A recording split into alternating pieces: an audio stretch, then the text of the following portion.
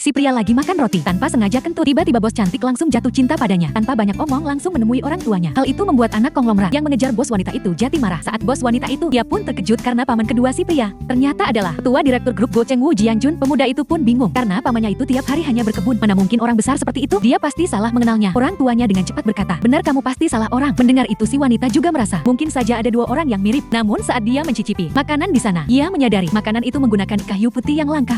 Orang tua si pemuda saling berpandangan lalu berbisik pelan. "Kenapa gadis ini tahu begitu banyak?" Si pria pun mencobanya dan mengatakan si wanita berlebihan. "Ini hanya masakan yang kumakan sejak dari kecil.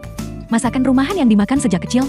Hampir membuat rahasia keluarga mereka ketahuan. Ayahnya buru-buru memberikannya hadiah untuk mengalihkan topik. Si wanita tidak menduga bahwa kalung yang tampak biasa saja itu bernilai 5 miliar yuan. Rupanya orang tua si pemuda, keluarga nomor 1. Tapi mereka menutupi hal itu dari anaknya untuk mendidiknya agar rajin dan sederhana. Yang terpenting adalah istri yang mencintainya dengan tulus bukan karena uang. Namun si pria tidak tahu apapun. Karena pelit, dia meminta wanita itu kembalikan kalungnya. Tapi sang bos berkata, "Kalungnya akan kukembalikan jika kita sudah menikah." Keesokannya si pria langsung membawa wanita itu menikah.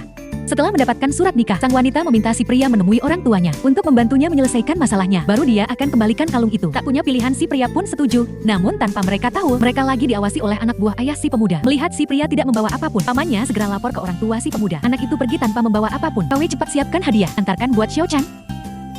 Ingat, jangan pelit, jangan sampai buat malu Xiao Chan."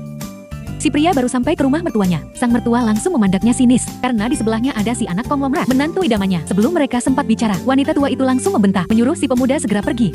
Sang bos wanita segera mengeluarkan buku nikah, menunjukkan bahwa mereka sudah sah menikah. Semua orang di sana terkejut. Sementara si anak konglomerat marah besar. Ia berkata, "Aku baru kerja sama dengan keluarga Xiao di ibu kota dan akan segera punya aset ratusan miliar. Tidak kusangka kau tak mau dengan aku yang hebat ini, tapi kamu malah pilih pria miskin bergaji 3.000 yuan." Ia berbalik hendak pergi. Sang ibu mertua buru-buru menahannya. Menantu kaya seperti itu tak boleh dilepaskan. Demi membuat si pemuda malu. Pertama kali datang bahkan hadiah pun tidak bawa. "Dasar nggak tahu sopan santun." Si pemuda bingung mau berkata apa. Si wanita cepat menjelaskan. Si pria telah memberikannya sebuah kalung, tapi langsung diremehkan anak konglomerat dan ibu mertuanya. Kalung murahan gitu nilainya juga nggak seberapa. Ayah sang bos menatap kalung itu dan berkata, "Kalung itu tidak asing. Aku pernah lihat kalung itu 2 tahun yang lalu di pelelangan. Harganya mencapai 5 miliar yuan."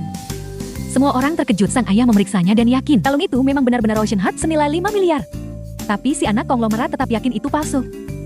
Karena kalung aslinya 5 tahun lalu telah dibeli ayahnya. Dihadiahkan kepada ketua grup Go Cheng Woo Jianjun. Ia langsung merebut kalung itu, menginjaknya di depan semua orang hingga hancur. Pemuda itu melihat barang berharganya dihancurkan, langsung naik pitam dan menampar si anak konglomerat. Itu justru dijadikan alasan oleh calon ibu mertua untuk mengusirnya. Sudah miskin kasar pula, anak perempuanku nggak boleh hidup sengsara. Ia langsung mengusir si pemuda keluar. Tiba-tiba dari luar terdengar suara orang berteriak, hadiah yang dikirim telah tiba. Orang tua sang bos keluar dan kaget melihat yang datang adalah ketua grup Go Cheng.